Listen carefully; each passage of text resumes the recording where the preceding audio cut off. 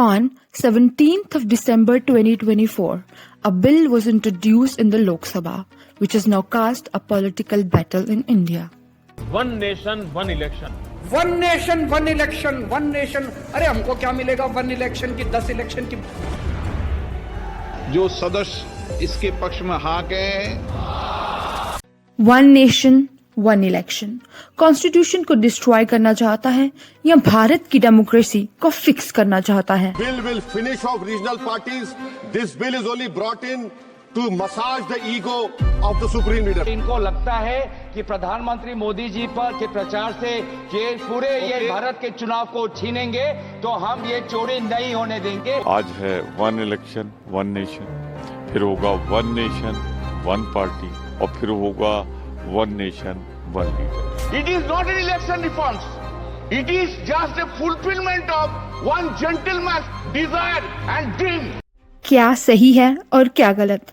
System में अगर सुधार लाना है तो बदलाव की जरूरत होती है, लेकिन अगर बदलाव गलत दिशा में हो तो वो भारत को खोखला बना सकता है।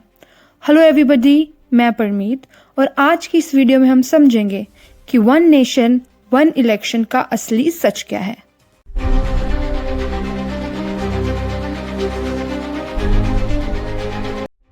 इंडिपेंडेंट इंडिया की फर्स्ट इलेक्शन 1951-52 में हुई और तब लोकसभा और राज्य के विधानसभाओं के चुनाव एक साथ होते थे और 1967 तक यही परंपरा जारी रही। 1969 में हुआ ये कि बिहार के तब के चीफ मिनिस्टर भोला पासवान शास्त्री जी की सरकार दल बदल के चलते अलमत में आ गई और विधानसभा को भंग करना पड़ा। 1970 में इंदिरा गांधी ने चुनाव भी 11 महीने पहले करा लिए। इन सब के चलते सेंटर और स्टेट इलेक्शंस आगे पीछे हो गए। भारत दुनिया की सबसे बड़ी डेमोक्रेसी जो कि हमेशा ही इलेक्शंस के मोड में रहती है। कभी जनरल इलेक्शंस खत्म हुए तो अगले साल किसी स्टेट के इलेक्शंस होंगे, फिर कभी पंचायत के और कभी म्युनिसिपल कॉर्पोरेशंस के इलेक्शंस, और हर बार पॉलिटिकल पार्टीज रैलीज निकालेंगी और रास्ते जैम कर देंगी। तो यहाँ सवाल ये पैदा होता है कि पुलिस जनता को सुरक्षित रखेगी या वीआईपी मूवमेंट्स पर नजर रखेगी? गवर्नमेंट एम्प्लॉयज, स्कूल टीचर्स, पोल ऑफिशियल्स अपना काम करेंगे या सिर्फ इलेक्शंस ड्यूटी करेंगे? मॉडल कोड ऑफ कंडक्ट की वजह से पिछले 5 सालों में भारत ने 800 डेज ऑफ गवर्नेंस खोए हैं। तो अगर वन नेशन वन इलेक्शन होता है तो एमसीसी 5 साल में एक ही बार लागू होगा या फिर 1 साल लागू होगा तो पॉलिसी पैरालिसिस नहीं होगा। हर बार जब भी इलेक्शंस होते हैं तो मीडिया एक ही हेडलाइन चलाता है, द डांस ऑफ डेमोक्रेसी। लेकिन क्या ये एक्सरसाइज एफिशिएंट है? क्यों ना पूरे देश में एक साथ इलेक्शंस हो और एक ही समय सारी पार्टीज अपना पूरा दम लगाकर इलेक्शंस लड़ें और उसके बाद 4 साल सिर्फ काम पर फोकस करें। इस आइडिया से वन नेशन वन इलेक्शन इस आइडिया का जन्म हुआ। जब वन नेशन वन इलेक्शन की बात होती है तो इकोनॉमिक्स की बात होती है। एक्सपर्ट्स एक्सप्लेन करते हैं कि इससे कितने पैसे बच सकते हैं, लेकिन क्या ये पूरा सच है? सीएमएस का रिपोर्ट कहता है कि 2019 के जनरल इलेक्शंस के लिए 75 डेज में 60,000 करोड़ का खर्चा हुआ था। कहा जाता है कि अगर एक साथ इलेक्शंस होंगे तो भारत की जीडीपी में 1.5% की ग्रोथ होगी। लेकिन सोचने की बात है कि ये बदलाव कब होगा? जब इलेक्शंस में बचे पैसे सही काम पे यूज होंगे, कोई रिश्वतखोरी नहीं होगी, इंफ्रास्ट्रक्चर डबल स्पीड से डेवलप होगा। नहीं तो पता चलेगा कि इलेक्शन प्रोसेस में बचे पैसे किसी करप्ट नेता की जेब में जा रहे हैं, तो इसका फायदा देश को कम और करप्ट नेता को ज्यादा होगा। 2015 में साइमल्टेनियसली इलेक्शन पर एक रिपोर्ट निकाली गई थी जिसमें अनुमान लगाया था कि एक्स्ट्रा ईवीएम और बैलेट पेपर भी लगेंगे और इसके लिए एडिशनल 9,284 करोड़ यूज होंगे। इलेक्शन कंडक्ट करना, सेफली कंडक्ट करना, क्वालिटी के ईवीएम्स मेंटेन करना, इन सारी बातों के लिए एक्सट्रीम लेवल की प्लानिंग लगती है। एक भूल और पूरी डेमोक्रेसी की नींव हिल सकती है।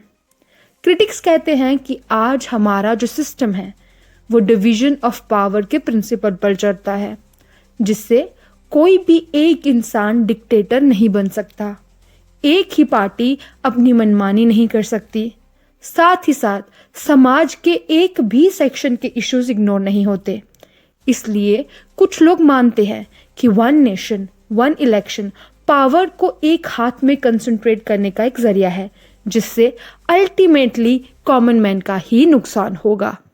एक और इशू ये है कि हम लोकसभा के इलेक्शंस को भी फेजेस में करते हैं, क्योंकि 1.4 बिलियन की पॉपुलेशन के लिए एक साथ इलेक्शन कराना ऑलरेडी एक बहुत बड़ा चैलेंज है। इस बार इलेक्शंस 2 महीने के लिए चले, और अगर वन नेशन वन इलेक्शन की बात होती है तो सोचिए इसके लिए कितना समय लगेगा, कितने रिसोर्सेज खर्च होंगे और कितना कैओस हो सकता है। तो क्रिटिक्स जो बोल रहे हैं उन बातों में काफ़ी दम है। Government should answer. पहला बड़ा क्रिटिसिज्म ये है कि जो नेता चुने गए हैं उनका जवाबदेही का क्या होगा। उनको अगले 5 सालों तक लोगों के बीच ना जाना पड़े, या किसी पार्टी को अगले 5 साल लोगों को मुंह ना दिखाना पड़े, तो वो हो सकता है they forget the accountability towards people. इसके लिए राइट टू रिकॉल जैसे प्रावधान लाए जा सकते हैं। और दूसरी तरफ अगर असेंबली 5 साल से पहले डिसॉल्व हो गई तो क्या होगा? तो क्या फिर अलग अलग इलेक्शंस होना शुरू हो जाएंगे? इन सवालों के जवाब गवर्नमेंट को पहले देने चाहिए। इसके साथ ही सरकार को ये भी क्लियर करना चाहिए कि खर्चा किस तरह से कम होगा। प्रेजेंटली इलेक्शंस में क्या खर्चा हो रहा है और आने वाले समय में कितनी कटौती होगी। And the success of one nation one election will not depend on political will, but also on the ability to address these issues without compromising the principle of democracy in any way or in any manner. So, the ultimate question is, when something can be fixed with the minor tweak in the model code of conduct, why should we disrupt the entire election system and spend 10,000 crores?